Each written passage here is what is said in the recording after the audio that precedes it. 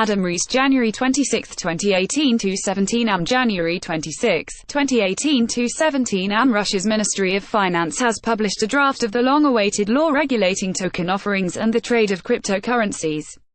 On January 25, Russia's Ministry of Finance published the text of a draft law that would regulate the issuance, trade, and storage of cryptocurrencies, as well as placing certain legal requirements on parties that hold token offerings, or ICOs.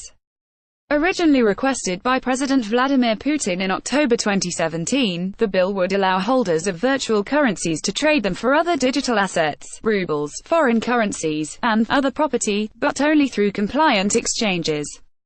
In order to be considered compliant, the operators of exchanges must act in accordance with Articles 3 to 5 of Federal Law No. 39/FZ of April 22, 1996, on the securities market, while legal entities that are the organizers of trade must abide by the Federal Law of November 21, 2011 No. 325/FZ on organized trading. According to the bill, token offerings must make several pieces of information available to the public, including the full name of the issuer of the tokens, the location of the permanently operating executive body of the issuer, and the address of the issuer's website. The same pieces of information relating to any central authority who would be validating blocks or issuing tokens on the blockchain in question would also need to be disclosed. Additionally, those conducting token offerings would have to be transparent about the price per token and how that figure is determined, the procedure through which those tokens are to be issued, and the manner in which those tokens can be stored. All required information relating to token offerings would have to be released no fewer than 3 days before the event is to be held.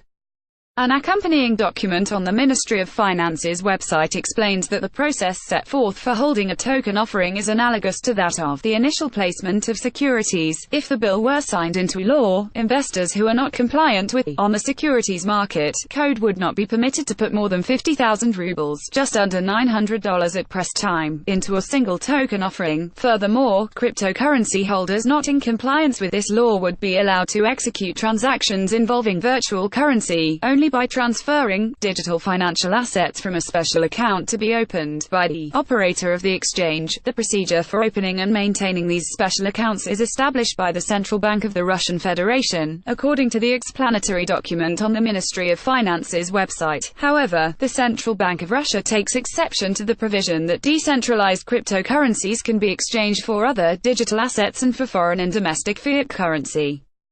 The bank's stance is that these transactions should be permitted only with respect to token offerings. The ministry contends that such a wide-reaching ban on the exchange of virtual currencies would lead to the use of digital assets by criminal organizations. The document goes on to argue that the proposed bill will significantly reduce the risks of fraud, AML, CFT, and will also help create a transparent tax regime for operations with cryptocurrencies, which will lead to an increase in revenues to the Russian budget. It also relates that the draft law will probably not allow for the use of non-state-issued cryptocurrencies as legal means of payment in Russia. The same day that the Ministry of Finance made the language of the law public, 2 other bills were submitted to Russian Parliament, one defining the cryptoruble as a valid instrument of payment in Russia and another regulating the mining of the state-issued cryptocurrency proposed in the first bill. Quotes translated from Russian using Google Translate.